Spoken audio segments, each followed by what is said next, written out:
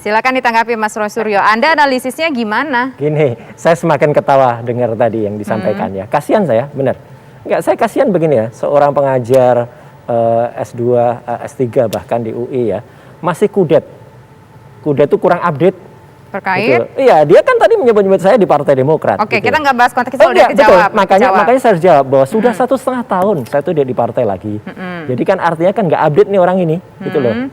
Dan apa yang dia sampaikan kronologi tadi salah. Orang tuh kan punya timeline. Orang di Twitter tuh ada timeline dan itu kan bisa dilihat sebenarnya apa yang dia lakukan. Apa yang dia lakukan terhadap tadi yang saya sampaikan soal tweet dia soal rasis ya, soal agama terhadap pemain bulu tangkis Indonesia, yang akhirnya banyak orang yang berkomentar nih, orang pada netizen pada komentar gara-gara dia tuh akhirnya nggak masuk final gitu ya gitu. Nah itu adalah jauh sebelum salah seorang dari partai tadi ya itu kemudian memposting soal meme tadi. Jadi ya posting meme itu 2 hari setelah kejadian itu. Jadi kalau itu setelah dianggap disuspend.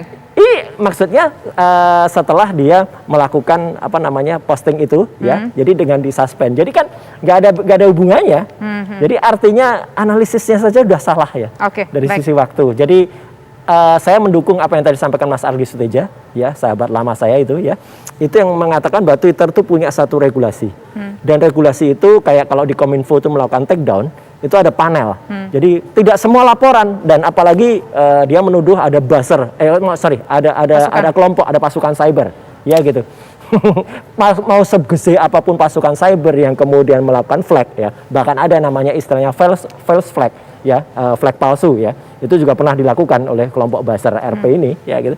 Tidak akan ngaruh kalau kemudian Twitter itu juga punya satu analisis yang kemudian dilakukan. Oke, baik. Sekarang kita ingin ke Mas Ari. Mas Ari, kalau menurut Anda gimana analisis dari Mas Ade Armando ini sendiri bahwa sebetulnya ini karena adanya prajurit yang melakukan report yang menyerang akun Twitternya Mas Ade Armando? Begini Mbak Tisa ya, saya rasa ini ada kekeliruan ya. Karena begini, di situ kan di Twitter itu siapapun bisa melakukan pengaduan ya. Bila ada postingan-postingan tertentu yang mungkin mereka tidak berkenan ya. Mungkin ya ini banyak yang tidak berkenan tuh jumlahnya besar. Kita nggak tahu mereka tuh kelompok siapa. Tapi yang jelas ya mungkin ya banyak yang tidak berkenan mungkin melihat postingan-postingan Mas Ade ini. Kelompok yang nggak berkenan itu kelompok yang di situ dalam tanda kutip robot kah atau memang kelompok real kah atau gimana kalau menurut Mas Ardi sampai bisa akhirnya disuspend oleh Twitter sebagai panglima sosial media? Ini satu hal yang saya harus jelaskan ya. Oke, ini gimana nih Mas? Kita taunya robot nggak ada, ini real. Di Twitter juga bisa bedakan mana akun pengaduan yang palsu yang menggunakan robot, mereka bisa bedakan.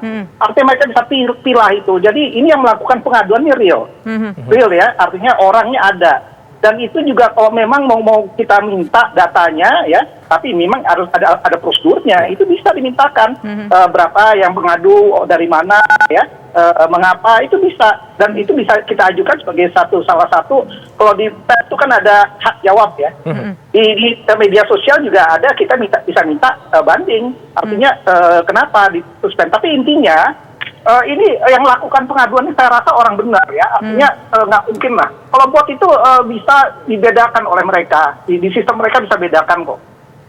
Oke, baik. Silakan Mas Ade Armando ditanggapi. Mas Ade, ini kayaknya bukan kelompok prajurit tertentu, tapi adalah orang-orang yang memang mungkin ngerasa nggak berkenan nih dengan tweet-tweetnya Mas Ade Armando.